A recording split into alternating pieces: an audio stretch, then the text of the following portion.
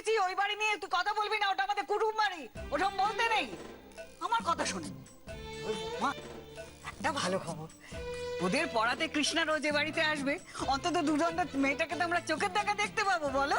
তাজা বলেছেন, বিয়ের পর থেকে তো তার ফুরসত নেই, তবু তো একটু বসবে কাছে। তুই হাঁ করে কি শুনছিস? চান কর, খাবি না? যা যা। এইটা বেশ ভালোই হলো বুঝলে। ওই বাঙাল ছোড়াটা দোতলা বারান্দা থেকে হাই জাম্প দিয়ে নিচে পড়ার পর থেকে তো আমার মেয়েটা এত দম ফেলার সময় পাচ্ছে না। এই সুযোগে তাও একটু আমাদের বাড়িতে আসবে, গল্প গুজব করবো, খাওয়া দাওয়া করবো, ওই বাড়ি সম্পর্কে জেনে নেবো কি হচ্ছে না হচ্ছে। ব্যাপারটা কিন্তু খুবই রিস্কি পলা। তোমরা বুঝতে পারছো তোমরা কি বলছো? পুরো ব্যাপারটা একটা সুতোর মধ্যে গাঁথা। যদি একটু এদিক থেকে ওদিক হয় না, আমরা সবাই কিন্তু আবার ধরা পড়ে যাব।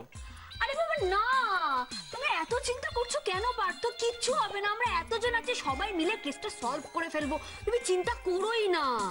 আচ্ছা পলাদি, তুমি চন্দনের খাতায় ওগুলো লিখে দেবে তাই তো? হ্যাঁ, আসলে কি বলতো, ইংলিশ না আমার বরাবর ফেভারিট সাবজেক্ট।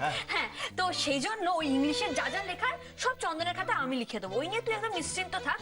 তোর খালি একটাই দায়িত্ব থাকবে, আমি যখন ওগুলো লিখবো না, তুই তখন দরজায় দাঁড়িয়ে পাহারা দিবি। চট করে দিদি এসে যায় না, তুই একটু দেখে নিস বাবা।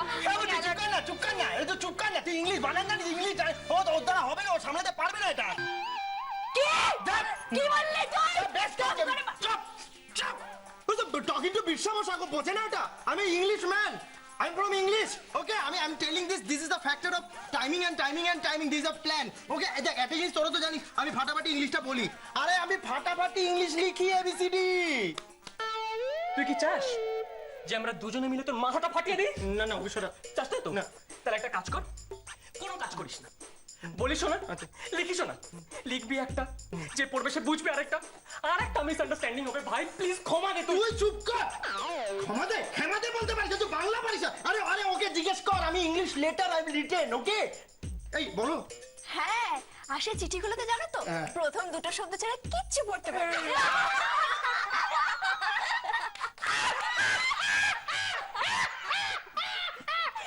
আচ্ছা আচ্ছা ঠিক আছে ঠিক আছে, শোন, কিন্তু একটা কথা কিন্তু আমাদের সবাইকে খেয়াল রাখতে হবে।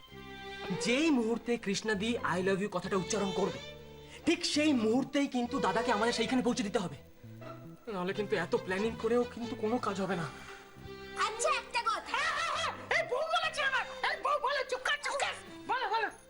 তোমরা একটা জিনিস কি কেউ খেয়াল করেছো?